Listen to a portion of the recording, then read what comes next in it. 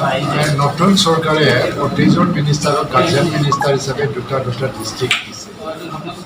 মই বাক্সা ডিষ্ট্ৰিক্টৰ guardian minister আৰু চিৰাং ডিষ্ট্ৰিক্টৰ। আৰু আমাক অৰ্ডাৰ দিয়া হৈছে যে প্ৰতিটো ডিষ্ট্ৰিক্টৰ ৰিভিউ মিটিং কৰিব লাগে, প্ৰতিটো লাইন ডিপাৰ্টমেণ্ট। সেইকাৰণে আজি ডিষ্ট্ৰিক্টৰ যিমান লাইন ডিপাৰ্টমেণ্টছ আছে সেইসকলৰ মুৰব্বীক মাতি পেলাই তেওঁলোকৰ কাম কাজৰ বিষয়ে আমি ৰিভিউ কৰিছোঁ। এতিয়া কোভিড চিটুৱেশ্যনত আমাৰ হেল্থ ডিপাৰ্টমেণ্টে কিমান ৰেডি। বাক্সা জিলাত প্ৰতিদিনত 7,000 ভেকচিন দিয়াৰ এটা টাৰ্গেট দিছে। কিন্তু বৰ্তমান যিটো ৰেডিনেছ বা প্ৰিপেয়াৰ্ডনেছ আমাৰ জিলা হিচাপে 8,000তকৈ বেছি আমি ভেকচিন দিব পাৰোঁ। এইটো নিৰ্ভৰ কৰিব ভেকচিনৰ এভেইলেবিলিটিৰ ওপৰত। সেইকাৰণে সম্পূৰ্ণভাৱে প্ৰিপেয়াৰ্ড। আৰু এতিয়া প্ৰতিজন মিনিষ্টাৰক দায়িত্ব দিয়া হৈছে CBCবিলাক পৰিদৰ্শন কৰিব লাগে। আমি এই মিটিঙৰ পিছত কেইটামান CBC যাম ভেকচিন চেণ্টাৰ আৰু কেনেকুৱা ভেকচিন চলি আছে এইটো চাব লাগে। মই ভাবোঁ যে যিটো টাৰ্গেট দিছে চৰকাৰে আমি মিট কৰিব পাৰিম। গোটেই অসমত এটা দিনত 3 লাখ ভেকচিন দিয়া আৰু ক'ভিডৰ লগত মোকাবিলা কৰাৰ যিটো এটা যুদ্ধ আমি সফল। দ্বিতীয় কথা, মই ছয়েল কনজাৰ্ভেশ্যনৰ ওপৰত এটা ৰিভিউ দিছোঁ। আৰু বাক্সা জিলাটোৰ ছয়েল কনজাৰ্ভেশ্যনৰ সমস্যাৰ লগত জড়িত বহুত যথাসাধ্য সমস্যা আছে। আৰু ডিপাৰ্টমেণ্টবিলাকক সেইকাৰণে নিৰ্দেশ দিছোঁ গতানুগতিক প্ৰব্লেম দেখা দিলে প্ৰব্লেমটো সমাধান কৰিবৰ কাৰণে যিটো গতানুগতিক ইউজুৱেল কাম এইটো কৰি থাকিম। তাৰ বাহিৰেও কিন্তু আমাক এটা প্লেনিঙৰ প্ৰয়োজন। লাৰ্জ স্কেলত যিটো উল্টাঠাণ্ডা সমস্যাটো সমাধান কৰিব পৰা এটা পৰিকল্পনাৰ প্ৰয়োজন। সেইটো যুগুত কৰাবৰ কাৰণে বা যুগুত কৰিব লাগে সেইটো আজি আলোচনা কৰিলোঁ। ছয়েল কনজাৰ্ভেশ্যন ডিপাৰ্টমেণ্টৰ আণ্ডাৰত BTCৰ পৰা কিছু স্কিম চলে, তেওঁলোকে BTCটো পৰিচালনা কৰে বা তেওঁলোকে এক্সিকিউট কৰে। আৰু দ্বিতীয় হ'ল যে ষ্টেটৰ SOPDৰ পৰা কিছুমান ফাণ্ড আহে, যিটো আমি ডাইৰেক্টলি ছয়েল কনজাৰ্ভেশ্যন ডিপাৰ্টমেণ্টে চায়। আৰু এটা হ'ল RIDF নাবাৰ্ডৰ পৰা ইনফ্ৰাষ্ট্ৰাকচাৰ ডেভেলপমেণ্টৰ ফাণ্ডৰ নামত পইচা আহে। এনুৱেলি গোটেই অসমত 1 কোটি টকা আহে। এনেকৈ এটা দুটা বাক্সা জিলাতো আনফালেদি IWMP আছে, ৱাটাৰ ৰিচোৰ্চ মেনেজমেণ্ট। এইবিলাক কাম কাজ কেনেকৈ চলি আছে এইটো আজি ৰিভিউটো ল'লোঁ। যোৱা 2021 চনত 2020-21 চনত যিবিলাক স্কিম এইটো অনগয়িং চলি আছে। কিন্তু দুখৰ কথাটো হ'ল যে যোৱা ETC নিৰ্বাচনৰ মডেল কমিট কণ্ডাক্ট আৰু এছেম্বলি ইলেকশ্যনৰ মডেল কমিট কণ্ডাক্ট মাজতে কোভিড চিটুৱেশ্যন হোৱাৰ কাৰণে যোৱা বছৰে আৰম্ভ হ'ব লগা কামবিলাক আমি আৰম্ভ কৰিব পৰা নাই। সেইটো যুদ্ধংদেহী গতিত বা তীব্ৰ গতিত প্ৰক্ৰিয়াটো কৰি লৈ গৈ পেণ্ডিং কামবিলাক আমি সম্পূৰ্ণ কৰিব। RIDFৰ যিবিলাক স্কিম আছে ভালেই চলি আছে, তথাপিও বহুত সমস্যা আছে। প্ৰব্লেমৰ আইডেণ্টিফিকেশ্যন চলি আছে। হেণ্ডলুম টেক্সটাইল ডিপাৰ্টমেণ্টত মচলপুৰত কৰিব লগা বহুতখিনি আছে। চেৰিকালচাৰ ফাৰ্ম আছে, মুগা ফাৰ্ম আছে, মুগা খুব কম আছে ইয়াত, এৰী ফাৰ্মবিলাক আছে। তথাপি গ্ৰাম্য অৰ্থনীতিটো উন্নত কৰিবৰ কাৰণে মচলপুৰত যিটো এটা কিবা আছে আমাৰ ডিষ্ট্ৰিক্ট চেণ্টাৰৰ লগত হেণ্ডলুম টেক্সটাইল ডিপাৰ্টমেণ্টৰ এটা প্ৰতিষ্ঠান আছে, সেইটো উন্নত কৰিব লাগে। ইণ্টিগ্ৰেটেড টেক্সটাইল যিটো পাৰ্ক সেইটো উন্নত কৰিব লাগে।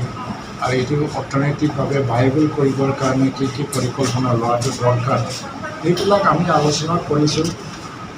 লগতে পাব্লিক হেল্থ ইঞ্জিনিয়াৰিং ডিপাৰ্টমেণ্টৰ ভিতৰত যিটো জল জীৱন মিছন এইটো আমি প্ৰতিটো গাঁৱত গৈ পোৱাকৈ এই আঁচনি ৰূপায়ণ কৰিব লাগে। আজি ৰিভিউ লৈছোঁ, অলমষ্ট ছাৰ্ভে হ'ল আৰু গাঁওবিলাকক মেকআপ কৰা হ'ল। কামবিলাক আৰম্ভ হ'ব লাগে, আহিবলৈ বাকী আছে। বাকী যিবিলাক গাঁও বাকী থাকি গৈছে সকলো গাঁৱকে সামৰি লৈ যাতে প্ৰতিখন গাঁৱৰ মানুহে প্ৰতিজন মানুহে যিটো মানে ড্ৰিংকিং ৱাটাৰ খোৱা পানী শুদ্ধ খোৱা পানী তাৰ ব্যৱস্থাটো কৰিব লাগে। সেইটো যিকোনো প্ৰকাৰে এটা ঠাইতো আমি বেনাৰত আমি সম্পূৰ্ণ কৰিব লাগে। ফৰেষ্ট ডিপাৰ্টমেণ্টত আমাৰ বেছি প্ৰয়োজনীয় একো নাই, নেশ্যনেল পাৰ্ক এটা আছে। তাৰ মাজত কিছুমান ৰেভিনিউৰ প্ৰব্লেম আছে, ৰেভিনিউ কালেকশ্যনৰ প্ৰব্লেম আছে। সেইবিলাক মিটমাট কৰিব লাগিলে বহুত অৰ্গেনাইজেশ্যন, বহুত এজেঞ্চিৰ লগত আমি আলোচনা কৰিব লাগে। বিষয়ত আমি অলপমান আলোচনা কৰিছোঁ। বাকী যিবিলাক মানে ফৰেন চিভিল ছাপ্লাই হয়তো ইয়াত বহুত সৰু সুৰা সমস্যা হ'লেও বহুত সমস্যা আছে। যেনেকৈ ৰেচন কাৰ্ডবিলাক পোৱা গ'ল, আইডেণ্টিটি কাৰ্ড পোৱা গ'ল, আৰু ইয়াত বহুত ডুপ্লিকেশ্যন চলি আছে। যিবিলাক পাব নালাগে তেওঁলোকে পায়, মানুহে কাৰ্ড লৈ পেলাই চাউল লোৱা, এইবিলাক ইছ্যু আহিছে, নহা নহয়। কিন্তু এইটো বন্ধ কৰিবৰ কাৰণে আমি ইতিমধ্যে ছাৰ্ভে কৰিবলৈ অৰ্ডাৰ দিছোঁ। অলৰেডি ছাৰ্ভেটো হৈয়ে গ'ল, লিষ্টত সলাই যাব। আমাৰ আপোনালোকৰ যিটো সাংবাদিক বন্ধুসকল, ৰাজ্যৰ জনপ্ৰতিনিধি আৰু যিবিলাক VCDC হয় আৰু বিভিন্ন NGOবিলাকে সহায় কৰিলে ডুপ্লিকেট কাৰ্ডবিলাক, কাৰ্ড হল্ডাৰবিলাকক আমি উলিয়াই দিওঁ। তেতিয়া হয়তোবা আমি যিবিলাক প্ৰাপ্য অধিকাৰ থকা পাইছোঁ তেওঁলোকলে আমাৰ যি ৰেচন দিয়া আমি সকল ফচল আছে, বৰমা আছে, এইবিলাকক টাউন হিচাপে নটিফাই কৰাৰ পিছত টাউন এণ্ড কাণ্ট্ৰি প্লেনিঙৰ পৰা পইচা আনিবৰ কাৰণে আমি যে কিছুমান আঁচনি ল'ব লাগে, ডেভেলপ কৰিব লাগে। বিশেষকৈ আমাৰ যিটো বছৰপুৰ টাউন, এইটো এটা ডিষ্ট্ৰিক্ট টাউন হিচাপে পূৰ্ণাংগভাৱে এইটো উন্নত কৰিবৰ কাৰণে আঁচনি যুগুত কৰিব লাগে। সেইবিলাক বিষয়ত আমি এটা ৰিভিউ কৰিছোঁ। এতিয়া গাৰ্জেন মিনিষ্টাৰ হিচাপে প্ৰিলিমিনাৰী যিটো প্ৰাথমিক যিটো ৰিভিউ মিটিং, এইখিনিকে কৰি পেলাই প্ৰতিটো ডিপাৰ্টমেণ্টক আমি সমস্যাবিলাকক চিনাক্ত কৰিবলৈ দিছোঁ। যোৱা বছৰ বা তাৰ 2-3 বছৰ আগত যিবিলাক আঁচনিবিলাক আমি আৰম্ভ কৰিছিলোঁ, যিবিলাক সফল হ'ল, কিছুমান যদি সফল হোৱা নাই, কিয় হোৱা নাই, কাৰণবিলাক মোক দিব লাগে। আৰু নতুন আঁচনি কি ল'ব লাগিব। আজি মিটিঙৰ লগত এটা ইছ্যু আছে যে এইটো এটা ভিজন ডকুমেণ্ট তৈয়াৰ কৰিব লাগে আমি জিলাৰ ডেভেলপমেণ্টৰ কাৰণে। আগন্তুক বহুত বছৰত অনাগত সময়ত আমাৰ চাপাগুৰি বা বাক্সা জিলাটো তাৰ ৰূপৰেখা কেনেকৈ হ'ব, ডেভেলপমেণ্ট বা গ'লটো কি হ'ব লাগে। তাৰ কাৰণে আজি মুখ্যমন্ত্ৰীয়ে আমাক এটা নিৰ্দেশ দিছে যে প্ৰতিটো জিলাই নিজৰ নিজৰ ভিজন ডকুমেণ্ট, ডেভেলপমেণ্ট গ'ল, আৰু এইবিলাক আমি কৰিব লাগে। ৰ'ড কমিউনিকেশ্যনত হওক, ব্ৰিজ বা মানে যিটো ৰিভাৰ ইৰ'শ্যন, স্কুল, কলেজ, ইউনিভাৰ্চিটিৰ পৰা বহুত অনুষ্ঠান সাংস্কৃতিক দিশতে হওক বা শিক্ষাৰ দিশতে হওক বা স্পৰ্টছৰ দিশতে হওক, আৰু বছৰপুৰত যিটো এটা কিবা আছে মানে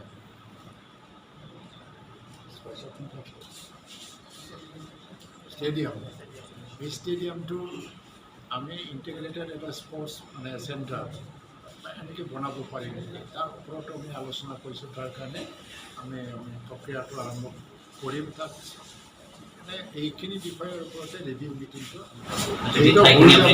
এতিয়া এটা সময় গৈছে, বেছি সময় যোৱা নাই।